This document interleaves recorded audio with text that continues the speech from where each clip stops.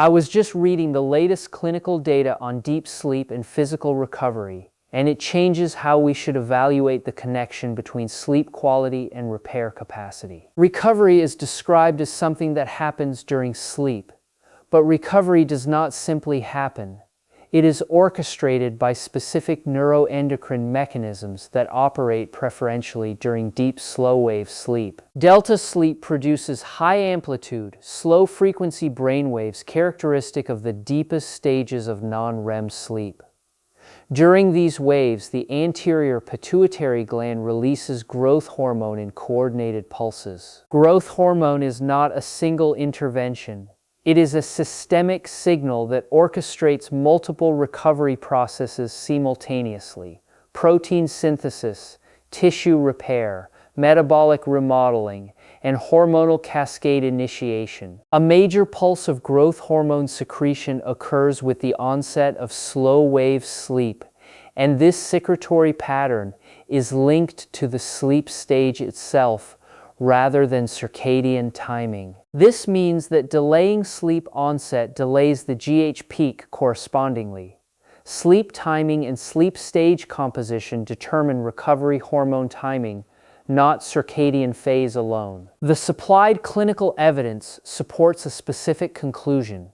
GH secretion correlates with slow-wave sleep stages. Age-related loss of slow-wave sleep correlates with age-related GH decline. Age-related decreases in slow-wave sleep are associated with corresponding decreases in growth hormone secretion and increases in evening cortisol levels, suggesting sleep stage deterioration contributes to hormonal changes associated with aging. Sleep deprivation is associated with increased cortisol secretion, reduced testosterone and IGF-1 levels, and a shift toward protein degradation pathways, which may impair muscle recovery and tissue repair. The distinction between adequate and inadequate slow-wave sleep becomes visible in recovery metrics. Muscle protein synthesis, tissue repair speed, and hormonal balance all depend on whether sufficient delta sleep occurred. Do not claim a specific universal percentage of total daily GH released during sleep without citing the exact study population.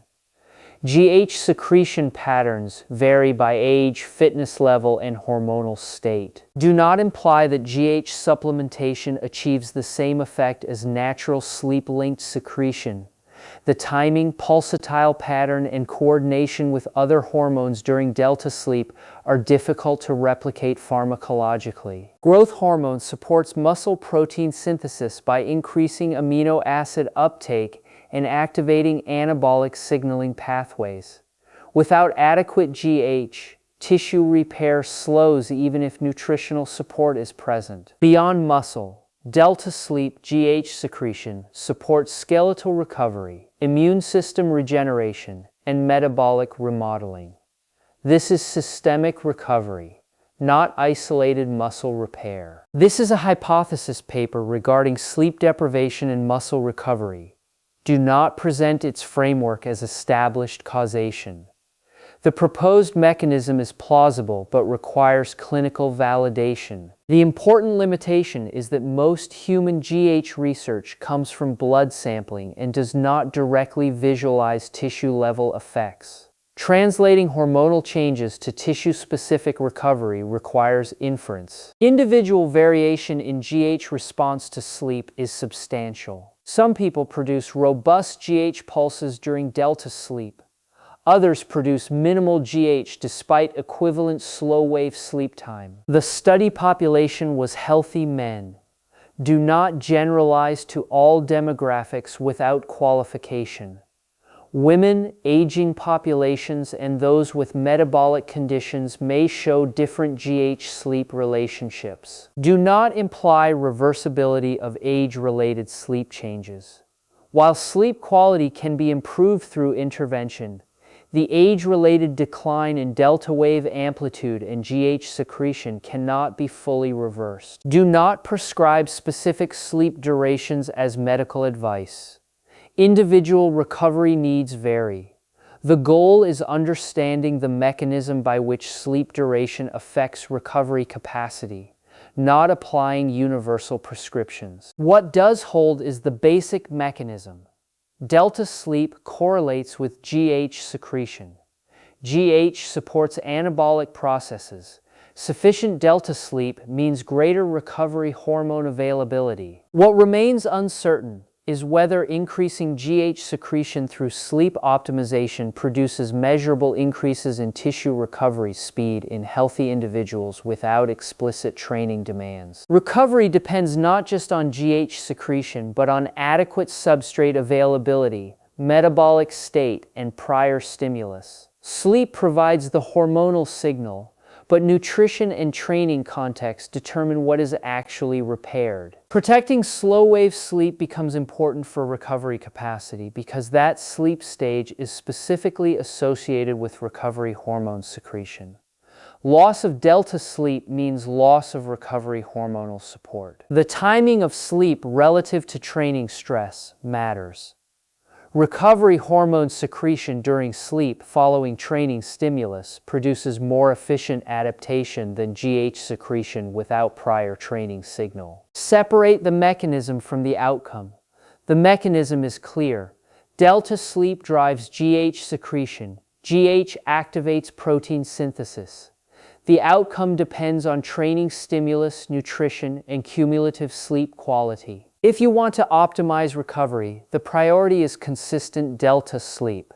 Training stimulus matters, nutrition matters, but without adequate slow-wave sleep, recovery hormones remain suppressed. Measure what is actually supported, not sleep duration alone, but sleep stage composition. Not subjective recovery feeling, but objective markers of tissue repair and hormonal status. The biological reality is that recovery is not passive. It is orchestrated by neurochemical signals triggered by specific sleep stages. Without delta sleep, recovery signals remain dormant. This episode is educational interpretation of established neuroscience about delta sleep, growth hormone, and recovery. It is not medical advice. Significant training or recovery concerns warrant discussion with qualified professionals. The goal is understanding delta sleep's role in recovery accurately enough to evaluate sleep recovery claims with appropriate expectations and enough nuance to distinguish hormonal mechanism from tissue outcome. Sleep quality determines recovery hormone availability. Recovery hormone availability enables tissue repair. Tissue repair depends on training stimulus and nutrition context. All three matter equally. The delta sleep mechanism is well characterized. That precision deserves a conversation that matches it in specificity about what sleep actually controls, what it does not control, and what remains unknown. Delta sleep orchestrates repair. This is not metaphor. Growth hormone, protein synthesis, and tissue regeneration all depend on whether sufficient slow-wave sleep occurred the night before. Cognitive recovery, emotional recovery, immune recovery, and tissue recovery all depend on delta sleep.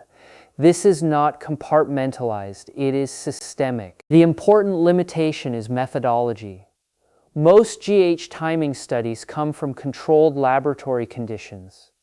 Translating laboratory findings to real-world sleep variability requires careful qualification. Sleep fragmentation, shift work, and circadian misalignment all impair delta sleep quality independently of total sleep duration. Recovery capacity suffers even when hour count appears adequate. Training status modifies the recovery response to sleep. Athletes in heavy training show different GH secretion patterns than sedentary individuals. Sleep optimization is context-dependent. Nutritional status affects the conversion of hormonal signals into actual tissue repair. Adequate protein and micronutrients amplify the recovery effect of sleep-driven GH secretion. Recovery is not something you do. It is something that happens when conditions permit. Sleep quality is the condition that permits everything else to matter. So how does deep sleep actually enable recovery? The answer is that delta waves trigger growth hormone release from the pituitary, and growth hormone orchestrates tissue repair cascades throughout your body. This mechanism is conserved across vertebrate species. It is evolutionarily ancient. It is essential. Your recovery depends on it. Protecting delta sleep becomes a health priority. Training without sleep is training in vain. Nutrition without sleep does not support recovery. Stretching and mobility without sleep do not enhance adaptation. Sleep is the foundation. The window of recovery hormone secretion is limited. It occurs during specific sleep stages. Missing that window through poor sleep quality means missing the recovery opportunity for that night. Cumulative sleep debt creates cumulative recovery debt. Missing delta sleep for one night impairs recovery for that day. Missing delta sleep for weeks creates measurable performance decline. Recovery capacity is not fixed. It declines with age. It improves with consistent delta sleep. It degrades with chronic disruption. The trajectory you are on is the result of your sleep choices. Evaluate your recovery capacity honestly, not against others, against your own baseline. Are you sleeping enough slow-wave sleep? Is your delta sleep fragmented or intact? Are you protecting it or sacrificing it? Separate the mechanism from the excuse. The mechanism is real. Delta sleep drives recovery. The excuse is not valid. Being busy does not negate the recovery requirement. Sleep is not negotiable. If you want to recover, the single most important intervention is consistent delta sleep. Not the most expensive, not the most complex, the most fundamental. Everything else compounds off sleep. Training is more effective when sleep is consistent. Nutrition builds better when sleep is intact. Stress management works better when sleep is protected. Follow the evidence boundary. Evidence clearly establishes delta sleep GH secretion. Evidence supports sleep recovery correlation. The precise tissue-level recovery magnitude remains incompletely characterized. Measure what is actually supported, not sleep satisfaction, but objective sleep stage composition, not subjective recovery feeling, but measured performance metrics. Recognize that your body runs on a 24-hour recovery cycle. That cycle requires 8 hours of sleep. That sleep needs sufficient delta waves. Everything else depends on that foundation. This understanding should inform every decision about your time and energy. When you sacrifice sleep for something else, you are sacrificing recovery for that choice. Be intentional about it. The delta sleep mechanism is ancient and essential. It deserves protection in your life. That protection is the highest leverage intervention for long-term recovery capacity and health. Cognitive function relies on sleep recovery. Physical performance relies on sleep recovery. Emotional resilience relies on sleep recovery. Every system you value depends on delta sleep. This episode is educational interpretation of established neuroscience about delta sleep and growth hormone. It is not medical advice. Sleep disorders warrant evaluation by sleep medicine specialists. The precision of delta sleep biology deserves a conversation that matches it in specificity and nuance. Avoid oversimplification. Avoid universal prescriptions. Honor the mechanism. Your capacity to recover, adapt, and grow depends on protecting the sleep that drives it. That protection is not luxury. It is fundamental health practice. Make it non-negotiable. Delta sleep orchestrates your recovery. That is not metaphor. That is biology. Protect it with the same care you give your training and nutrition. Protect your sleep. Protect your recovery, and I'll see you in the next data set.